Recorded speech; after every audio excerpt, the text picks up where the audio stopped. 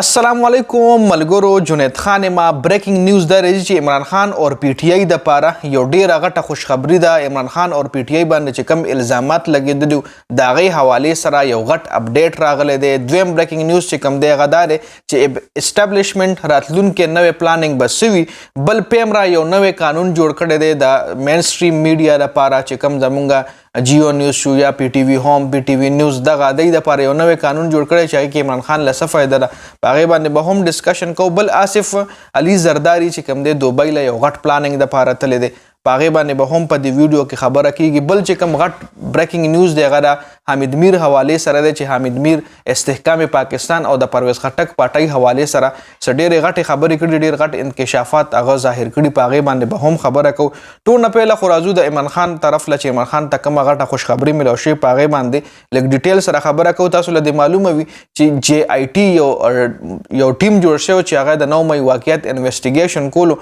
هغه ټیم فائنل فیصله تیار کړی و چې کې دا ویلو چې 9 مې واقعیت کې عمران خان قصوروار دی. اسلام آباد های کورټ د عمران خان خلاف 9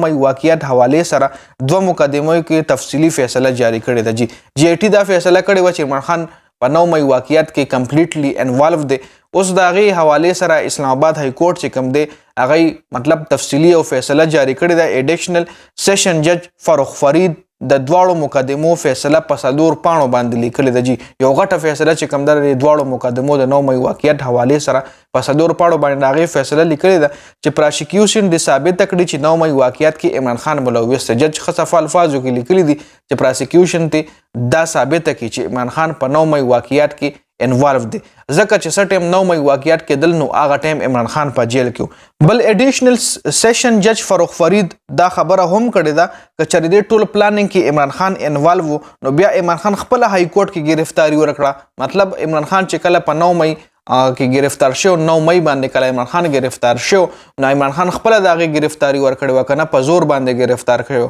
کچره عمران خان د دې پلانینګ کول نو بیا عمران خان خپل گرفتاری ورکول چې زه به جیل ته ویلاړ شم او بار به د هر څه شنو زمانوم به پکې را نشي. نو دا څنګه عمران خان پلانینګ کړو. جج خصف الفاظو کې لیکلي دي چې دا یو سیاسي انتقام دی او دا تاسو بغض عمران نه دا فیصله جاری کړی چې عمران خان په 9 مې واقعیت کې انوالو دی. دا جج خصف الفاظو کې لیکلي دي. بل طرف ته آصف علي زرداری چې کوم دوبۍ له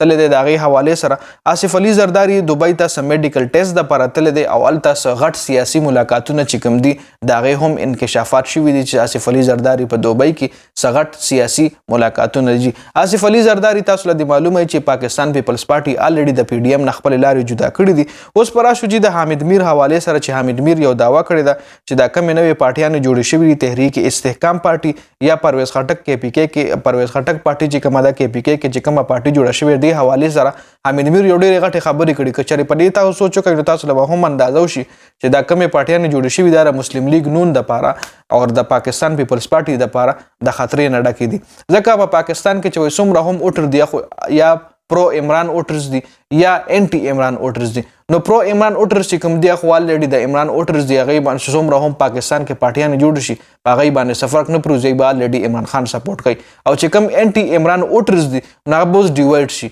هغه سم مسلم لیگ ته لاړ شي سبا پاکستان پیپلز پارټي ته لاړ شي سبا د پرویز خټک پارټي ته لاړ شي سبا تحریک استحکام پارټي ته لاړ شي. مطلب تحریک استحکام پارټي چې کومه ده او پرویز خټک پارټي چې کومه ده دی وای مسلم لیگ نون ته نقصان ورکو او پاکستان پیپلز پارټي ته وای نقصان ورکو وای عمران خان ته هیڅ نقصان نه دی ورکړی. دا د حامد میر داوره. بل طرف لا تاسو لموي چې پیمرا یو نوې قانون جوړ کړی دی چې تاسو له معلومه چې په مین سټریم میډیا باندې الکترونیک میډیا باندې عمران خان نوم یا د عمران خان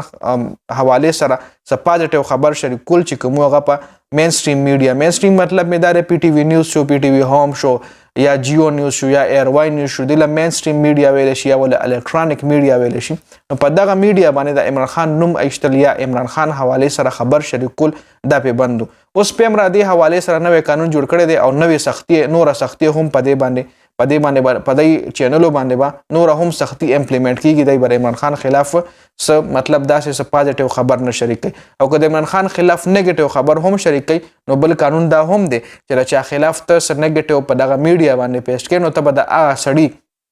موقف هم اخلي دا غسړي جواب به هم ته بیا پیش کوي چې دا غسړي د دې حوالې سره سوي نو دا نوې قانون چې کوم دی د عمران خان لپاره فائدمن ثابت دی شي بل طرف له تاسو له معلومه وي چې مین سټریم میډیا الکترونیک میډیا چې کوم دا خلکو قتل بند کړي په دې وجه دي چې په هغه د عمران خان فالوورز موستلی پی ټی آی چې هم سپورټرز دي هغه د مین سټریم میډیا یا ایر واي نیوز دغه چینل بایکاټ کړی دی نو دغه چینل ډیر زیات نقصان روان دی دغه د هم په دې باندې مطلب سم میټینګونه کړي چې زموږ نقصان کیږي ځکه موږ ډیر ټایم د عمران خان خلاف نشوتلی نو په دې ویډیو کې مې تاسو سره دا څه غټ اپډیټ شریک کول د ویډیو کتلو زیات مننه ویډیو مخکې ملګرو سره ضرور شریک کړئ جنید خان افیشل چینل هم سبسکرایب کړئ پیج هم لایک کړئ والسلام